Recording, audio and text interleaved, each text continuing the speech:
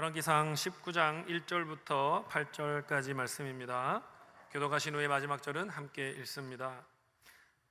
아합이 엘리야가 행한 모든 일과 그가 어떻게 모든 선지자를 칼로 죽였는지를 이세벨에게 말하니, 이세벨이 사신을 알레야에게 보내어 이르되 내가 내일 이맘때에는 반드시 내 생명을 저 사람들 중 한 사람의 생명과 같게 하리라. 그렇게 하지 아니하면 신들이 내게 벌 위에 벌을 내림이 마땅하니라 한지라. 그가 이 형편을 보고 일어나 자기의 생명을 위해 도망하여 유다에 속한 브엘세바에 이르러 자기의 사환을 그곳에 머물게 하고, 자기 자신은 강야로 들어가 하루키쯤 가서 한 로뎀나무 아래에 앉아서 자기가 죽기를 원하여 이르되 여호와여 넉넉하오니 지금 내 생명을 거두시옵소서. 나는 내 조상들보다 낫지 못하니이다 하고 로뎀나무 아래 누워 자더니 천사가 그를 어루만지며 그에게 이르되 일어나서 먹으라 하는지라.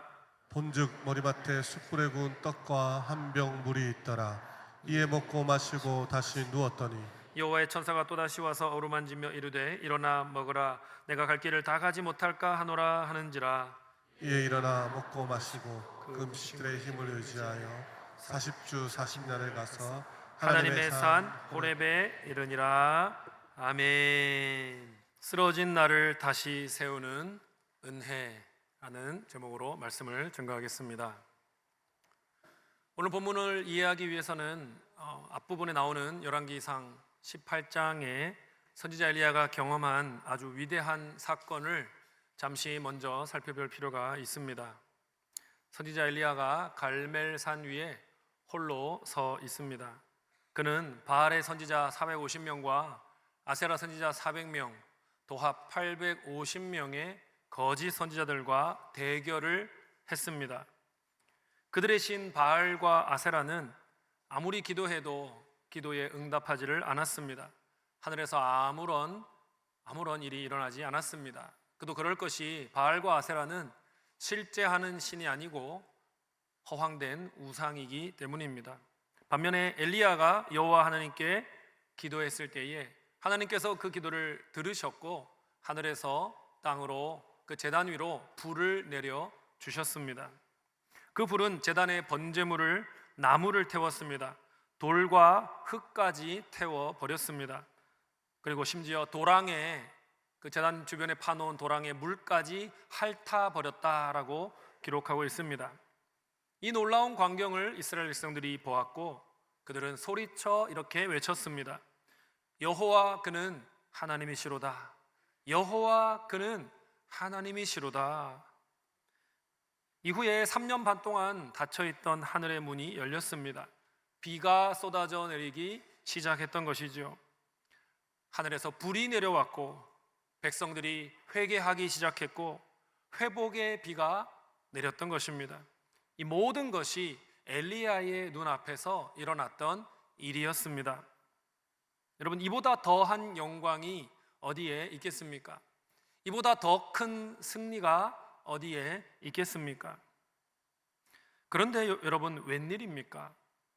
이 놀라운 승리와 영광의 장면 이후에 엘리야가 계속해서 승승장구했다라는 기록이 나올 법한데 그렇지 않습니다. 그 다음 장면인 오늘 본문을 보면 엘리야는 생명의 위협을 받았습니다. 그리고는 바로 두려움을 느끼고 광야로 도망을 치고 있습니다. 승리의 여운이 아직 가시기도 전에 그는 로뎀나무 아래 쓰러져 있습니다. 그리고 죽기를 구하고 있는 것이죠. 4절 중반절에 보니까요, 여호와여 넉넉하오니 지금 내 생명을 거두시옵소서라고 절규하고 있습니다. 왜 엘리야는 그렇게 위대한 날을 본 후에 절망의 그늘로 추락해 버린 것입니까? 참으로 이해하기가 어렵습니다. 그러나 이러한 경험은요, 엘리야만의 것이 아닙니다. 누구라도, 저와 여러분이라도 이와 같은 경험을 할 수가 있습니다.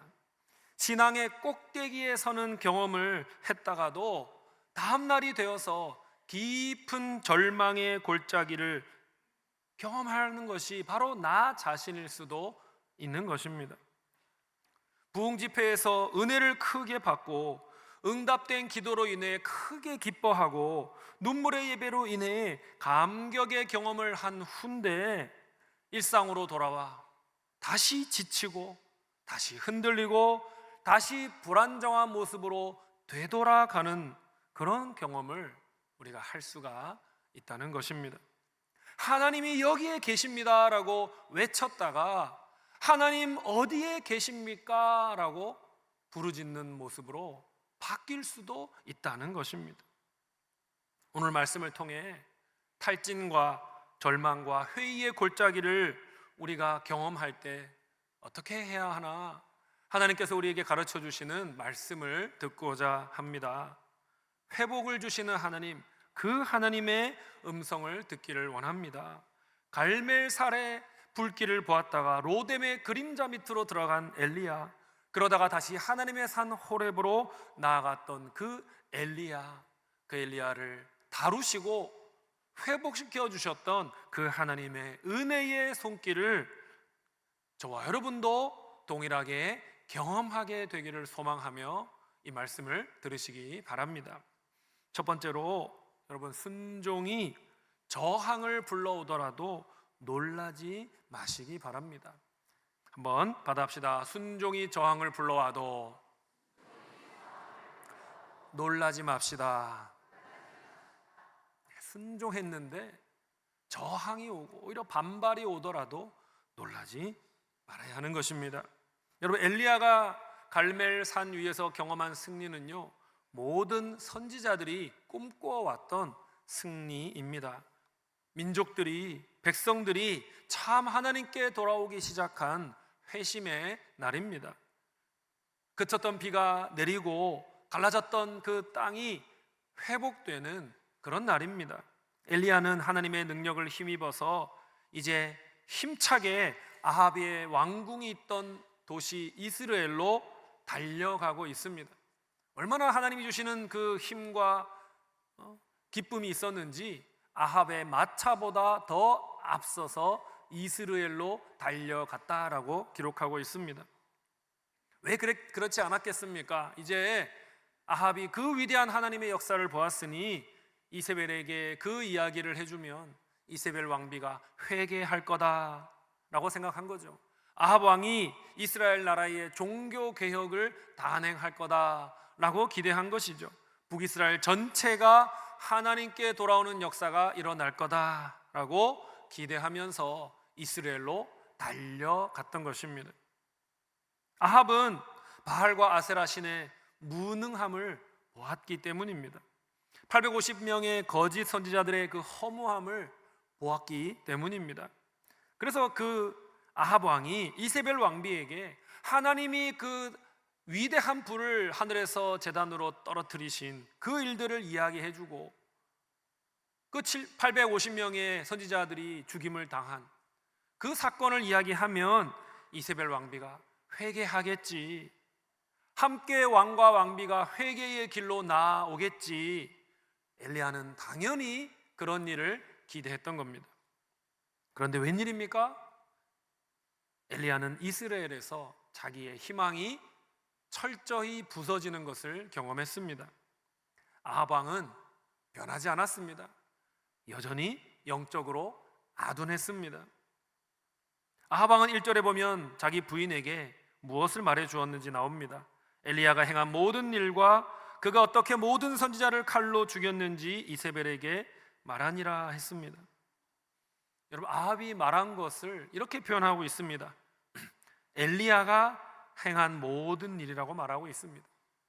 하나님이 행하신 모든 일을 설명해야 될 텐데 아합은 엘리야가 행한 모든 일을 설명하는데 그쳤습니다.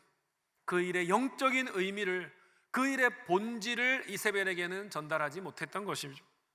사건의 핵심을 빼놓고 껍데기만 전달한 것입니다. 안 그래도 강팍한 악한 이세벨인데 아합 왕이 그렇게밖에 전달하지 못했습니다. 이세벨은 회개하기는커녕 복수를 다짐했습니다. 2절 말씀 같이 읽어봅시다. 시작. 이세벨이 사신을 엘리야에게 보내어 이르되 내가 내일 이맘때에는 반드시 내 생명을 저 사람들 중 한 사람의 생명과 같게 하리라. 그렇게 하지 아니하면 신들이 내게 벌 위에 벌을 내림이 마땅하니라 한지라.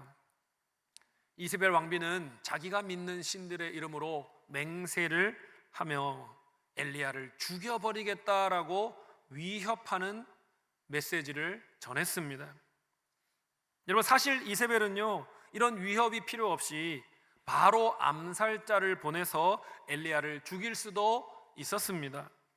하지만 이세벨은 암살자를 보내지 않고 사신을 보냈습니다. 이것은 이세벨의 전략이었던 거지요. 그녀의 목적은 살인이 아니었던 겁니다.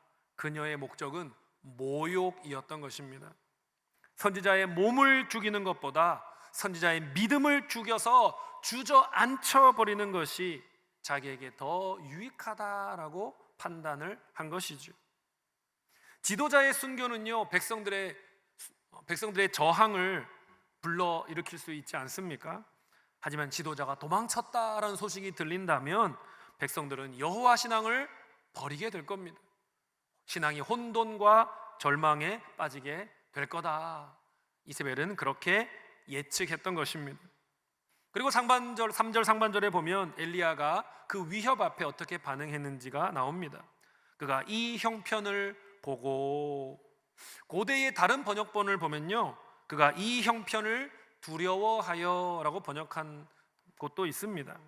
이 두 번역을 좀 종합해서 이해를 해본다면 엘리야가 상황을 보니까요, 개혁이 무산된 것입니다. 자기가 한 일이 별로 큰 변화를 가져오지 못한 겁니다.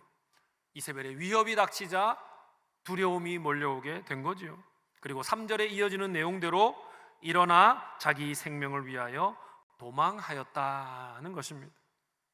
이세벨의 의도대로 엘리야는 도망을 쳤습니다.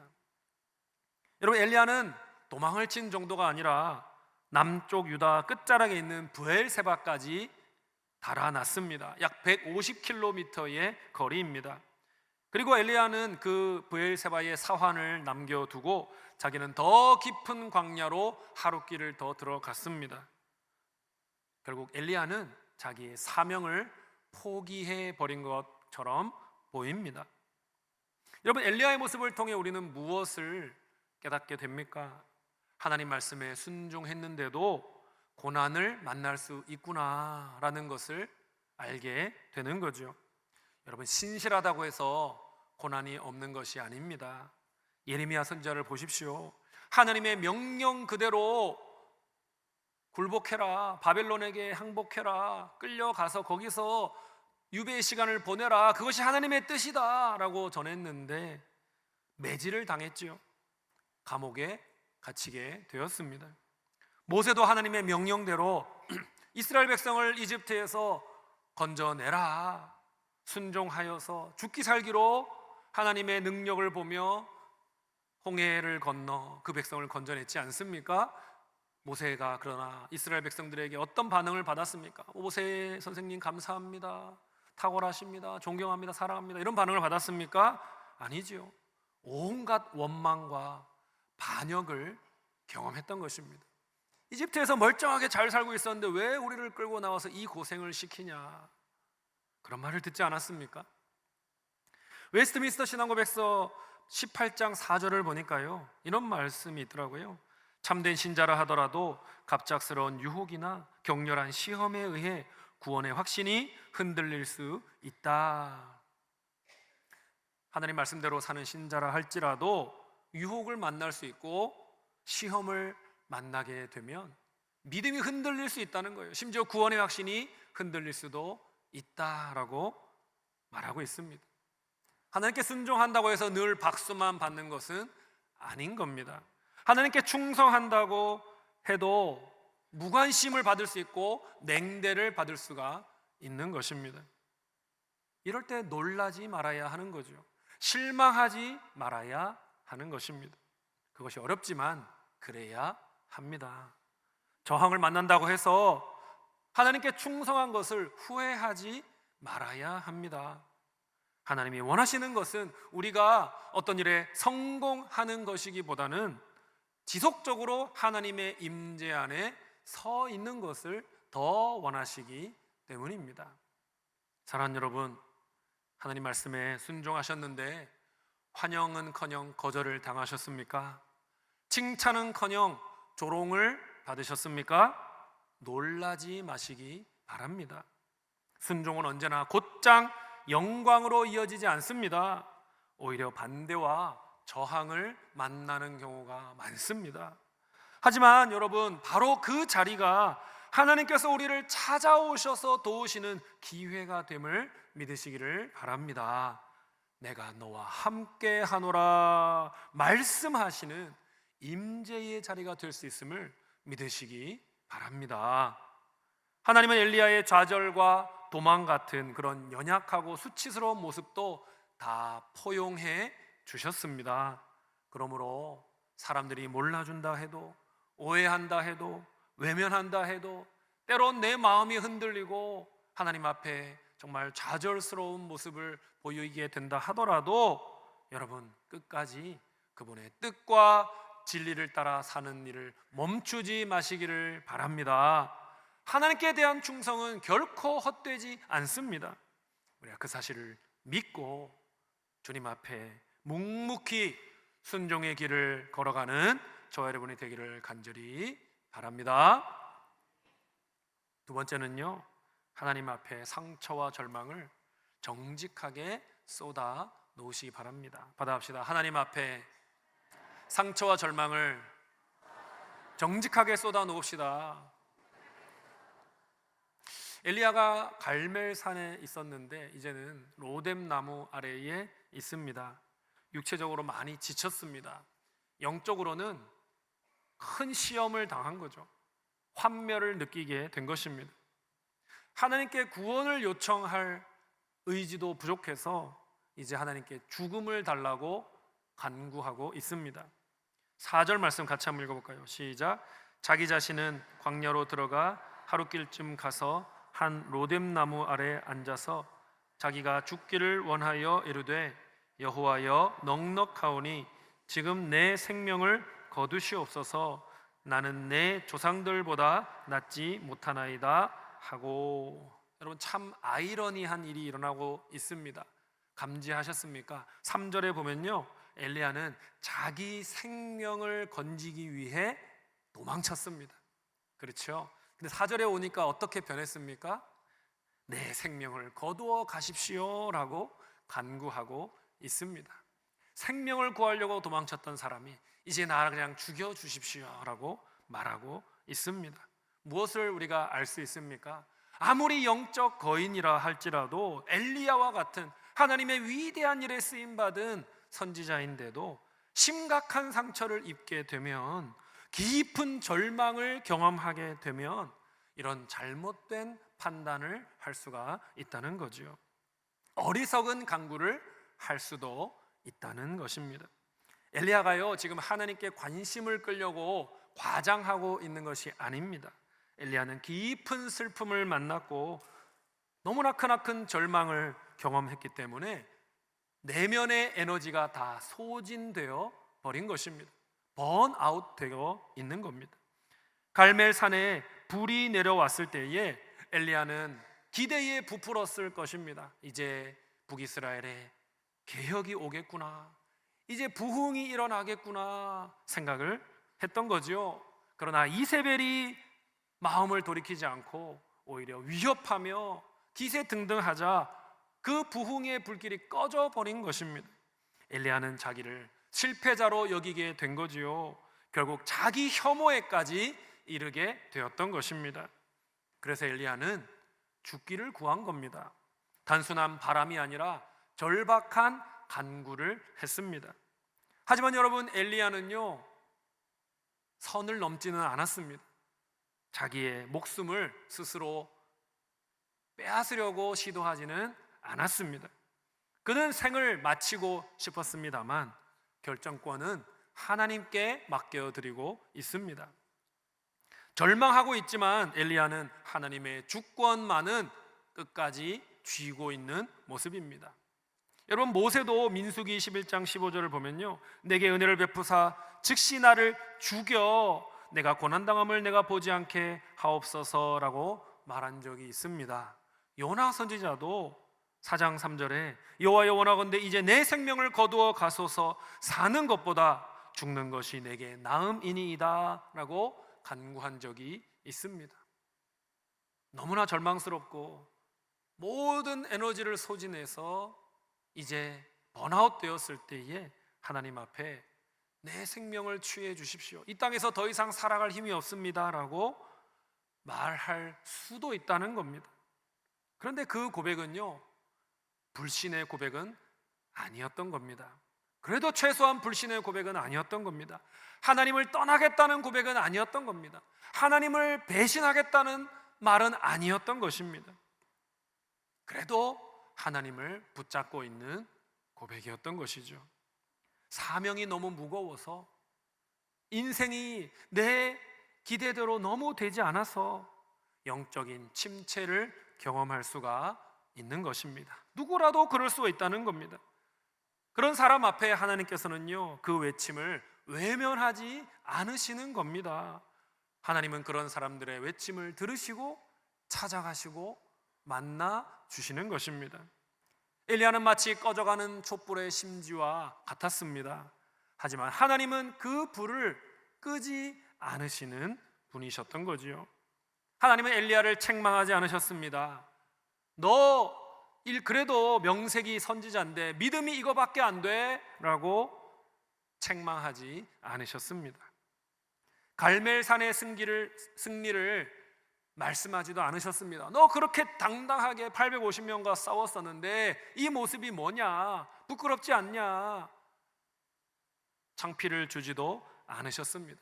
하나님은 어떻게 하셨습니까? 천사를 보내어 주셨죠. 천사를 통해 빵과 물을 먹여 주셨습니다. 5절과 6절 말씀을 같이 읽어보겠습니다. 로뎀나무 아래에 누워 자더니 천사가 그를 어루만지며 그에게 이르되 일어나서 먹으라 하는지라. 본즉 머리맡에 숯불에 구운 떡과 한 병 물이 있더라. 이에 먹고 마시고 다시 누웠더니, 천사를 통해 숯불에 떡을 구워 먹여 주십니다. 그리고 물도 마시우게 해 주십니다. 엘리야가 이 떡을 먹고 어떤 생각이 들었을까요? 저는 이전에 사르밧 과부를 통해 하나님이 공급해 주신 그 떡이 생각나게 하신 것 아닌가, 그런 마음이 들었습니다.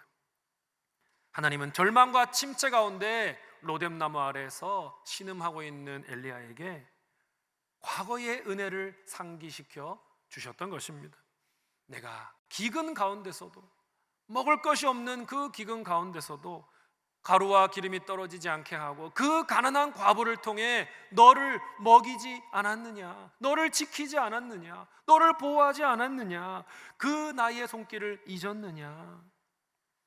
광야 한가운데서도 엘리야의 필요를 지금도 채워주실 수 있고 지금도 회복시키실 수 있는 분이심을 나타내셨던 거죠. 하나님은 엘리야를 책망하지 않으셨습니다. 영적 회복을 위해 어루만져 주셨지요. 그리고 체력의 회복을 위해 넉넉한 영양분을 공급해 주셨던 것입니다.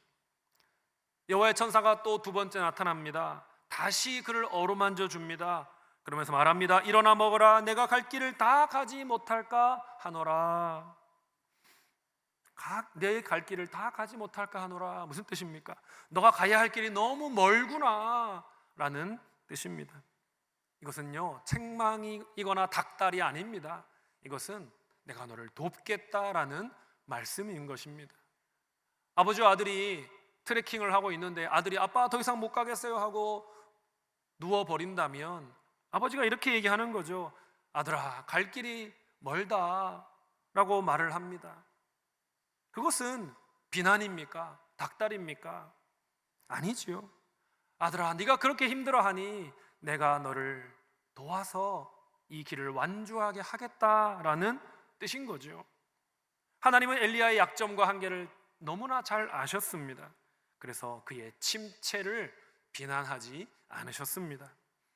오히려 그가 사명을 감당할 수 있도록 영적인, 육적인 에너지를 공급해 주셨습니다.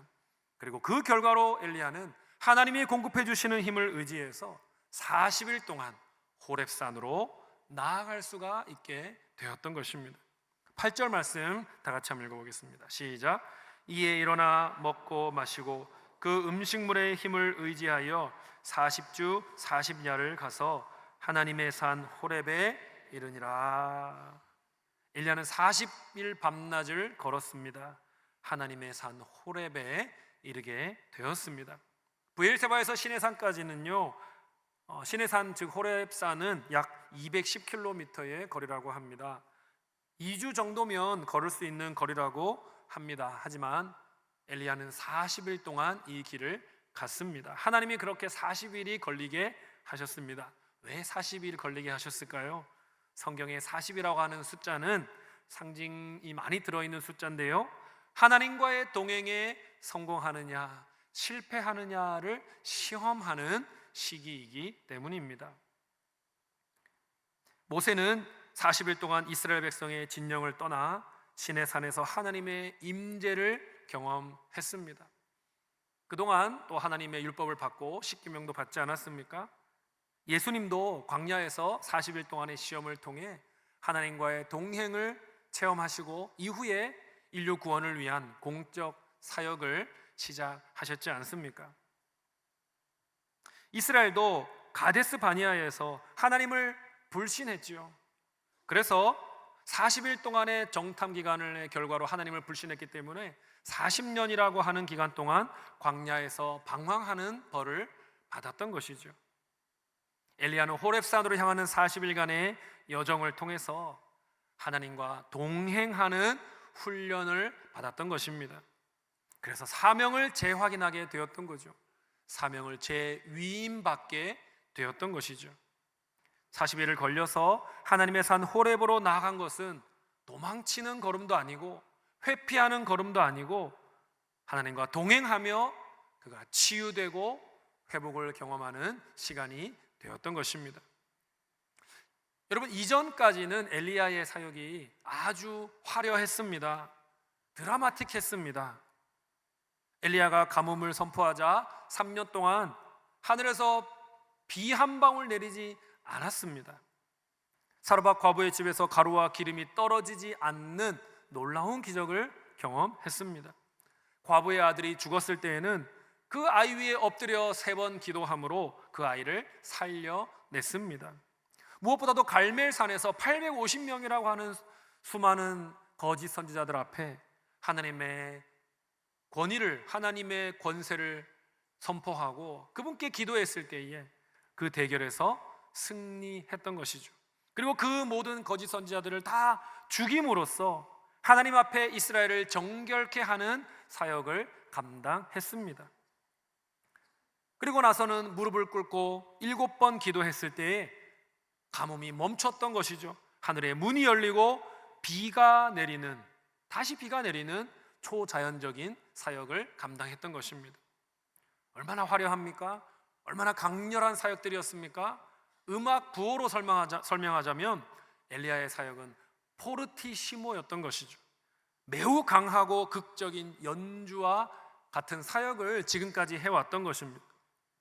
하지만 하나님은 이제부터는 엘리야에게 피아니시모의 사역을 가르치시는 겁니다. 고요하고 섬세한 연주를 가르치시는 거죠. 고요한 가운데, 침묵 가운데 하나님을 만나고 그분의 음성을 듣는 시간을 갖게 하신 것입니다. 로뎀나무 아래서 호렙산으로 가는 40일의 여정 속에서 하나님의 세미한 음성을 들으며 그분의 뜻을 발견하는 법을 배우게 되었던 것입니다.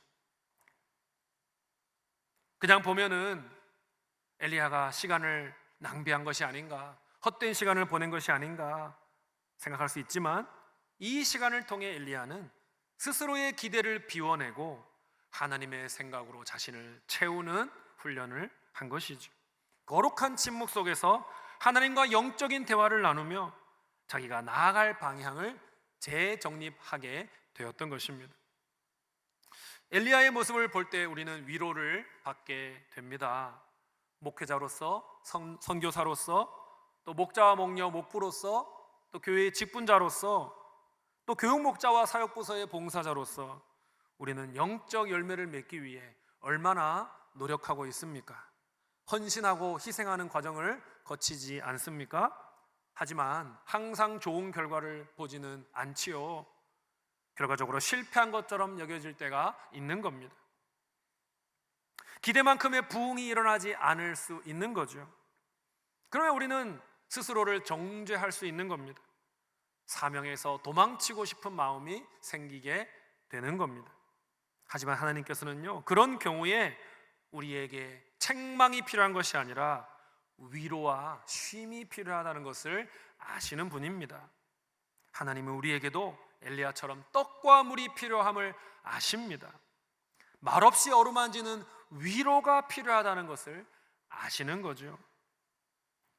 그때 우리가 하나님께 상처와 절망을 솔직하게 아랜다면 하나님 우리를 비난하지 않으시고 우리를 조롱하지 않으시고 우리를 어루만지시며 우리를 안아주시며 다시 회복의 길로 나아가게 하시는 것입니다. 감옥에 갇힌 베드로 곁에 천사를 보내어 머물게 하셨죠.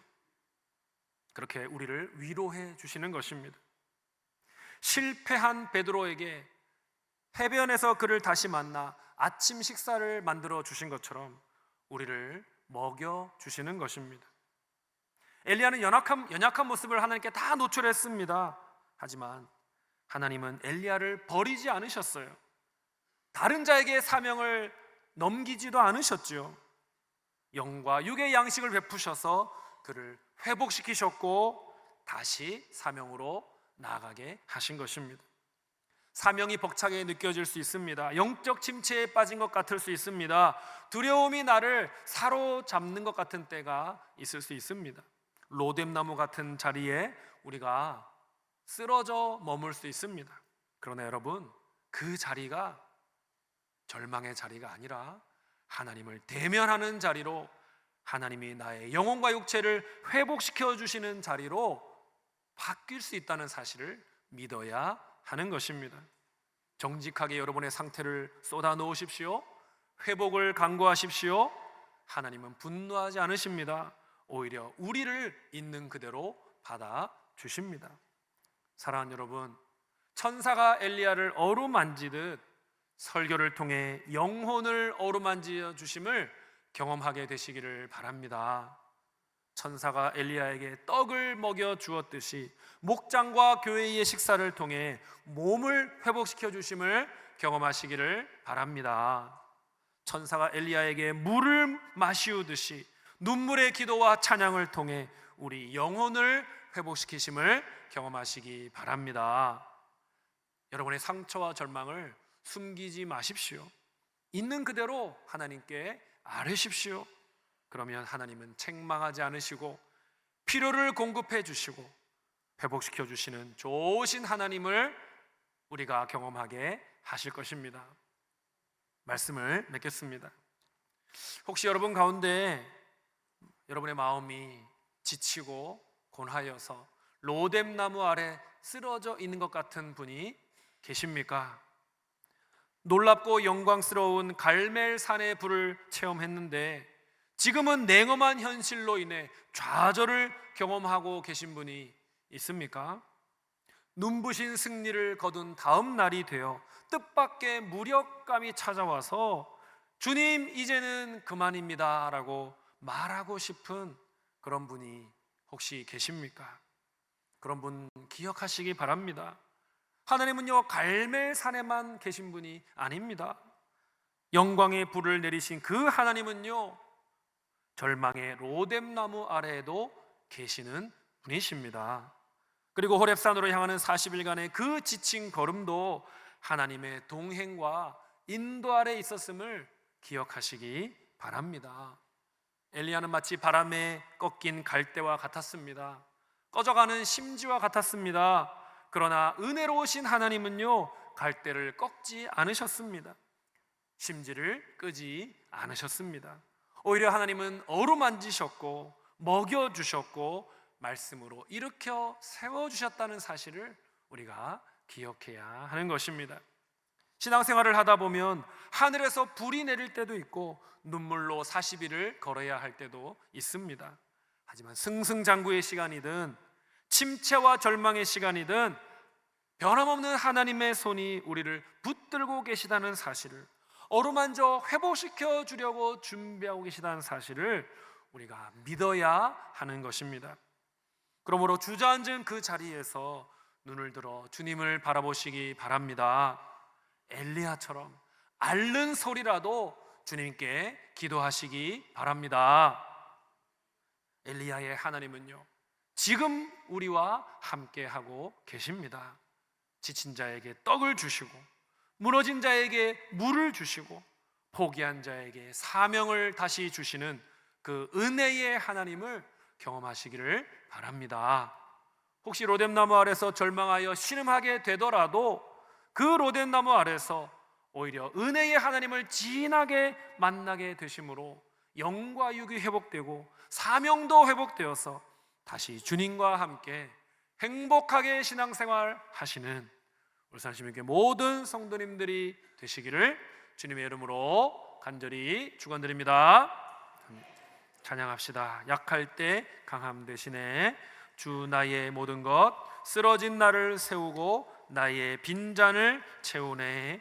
예수 어린 양 존귀한 이름을 우리 높여드리도록 하겠습니다.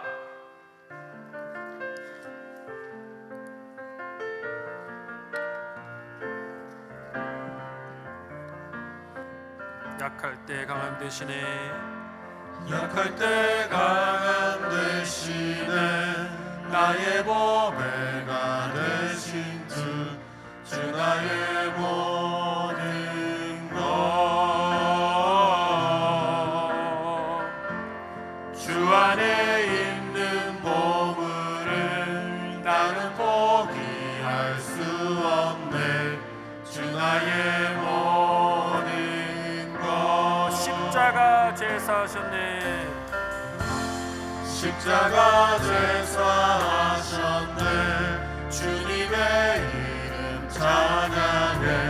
주 나의 모든 것,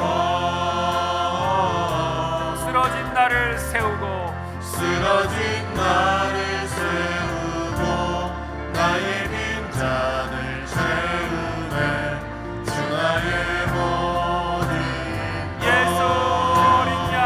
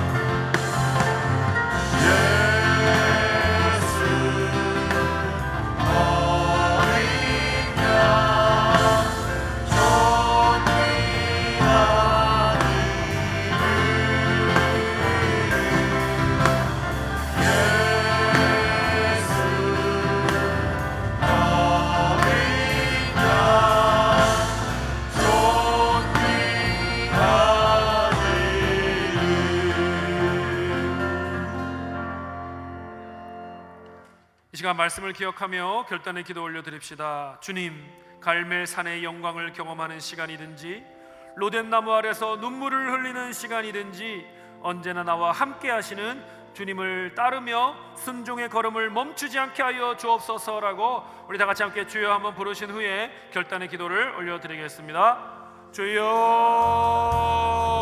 아버지 하나님, 갈멜산의 불을 내리신 하나님, 주여 로뎀나무 아래 쓰러져 있을지라도 주님 온전히 주님을 신뢰하는 가운데 믿음의 발걸음을 옮길 수 있도록 도와 주시옵소서. 아버지 하나님 함께하여 주옵소서. 주여 주의 임재의 몸을 위하여 주시고 세상적인 성공을 바라볼 것이 아니라 하나님 내 삶을 통하여 영광을 받아주시기를 소망하오니 주여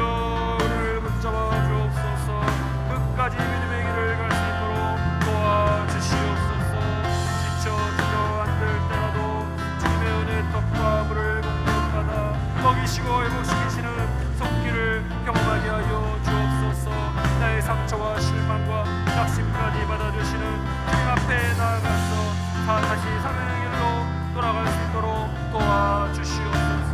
주여 우리와 함께하여 주시고 긍휼을 더하여 주시고 은혜를 베풀어 주시옵소서. 사랑과 자비가 풍성하신 하나님, 갈멜산에서 불을 내리신 하나님이 로뎀나무 아래 절망하는 엘리야 곁에도 함께 하셨음을 기억합니다. 우리의 삶에도 기쁨의 산꼭대기만 아니라 눈물의 골짜기에서도 함께 해주시고 어루만져 주심을 믿습니다. 종종 우리는 순종의 대가로 칭찬보다 거절을 경험하고 환영보다 저항을 경험합니다. 하지만 오늘 말씀을 통해 하나님이 원하시는 우리의 삶은 외적으로 성공하는 삶이 아니라 하나님의 임재 안에 머무는 삶이라는 것을 다시 한번 깨닫습니다. 사람의 평가에 흔들리지 않게 하시고 주님의 뜻 앞에 겸손히 순복하게 하여 주시고 끝까지 믿음의 길을 걸을 수 있도록 도와주시옵소서. 지쳐 주저앉아 있을지라도 주님의 은혜의 떡과 물을 우리가 먹고 마심으로 회복되는 경험을 하게 도와주시옵소서. 우리의 상처와 실망과 낙심까지도 받아주시는 주님 앞에 담대히 나아가 우리를 일으켜 주시는 손을 경험하게 하시고 다시 사명의 길로 걸어가게 하여 주시옵소서. 오늘 들은 말씀 한 주간 마음에 품고 살아갈 때에 눈물로 드린 결단이 열매 맺는 한 주간 되기를 소원하오니 성령으로 우리를 도와주시옵소서. 감사드리며 우리의 구주이시며 우리의 주님이신 예수 그리스도의 이름으로 기도드리옵나이다. 아멘. 오늘 말씀을 듣고 결단한 내용에 대해서 기도받기 원하시는 분, 시민교회에 등록하기 원하시는 분, 세례받기 원하시는 분, 중보기도를 부탁하시는 분들은 예배 후에 맨 앞자리로 나오셔서 헌신카드를 작성해 주시기를 바랍니다. 이제 평안한 마음으로 세상에 돌아가십시오. 선한 일에 용기를 가지시고 악을 악으로 갚지 마십시오. 항상 약한 자를 돕고 우는 자를 돌아보며 고난당하는 이웃을 위로하십시오. 모든 사람을 존중하며 주님께 봉사하고 주님을 사랑하십시오. 모든 일을 믿음과 사랑으로 행하며 어떤 일에도 희망을 포기하지 마십시오. 그리고 거룩하신 성령님께 순종하여 기쁨과 감사의 생활을 다시 회복하십시오. 하나님 아버지께서는 항상 여러분과 동행해 주실 것입니다. 아멘. 주 예수 그리스도의 은혜와 하나님 우리 아버지의 크신 사랑과 성령님의 감화 감동 충만케 하심이 갈멜산의 불 앞에서도 로뎀나무의 그늘 아래서도 호렙산을 향해 걷는 고된 여정 속에서도 끝까지 주님 손 붙잡고 동행하며 순종하는 삶을 살기로 결단하고 소원하는 주님의 백성들 위해 그들의 가정과 일터와 목장 위에 지금부터 영원토록 함께 있을지어다.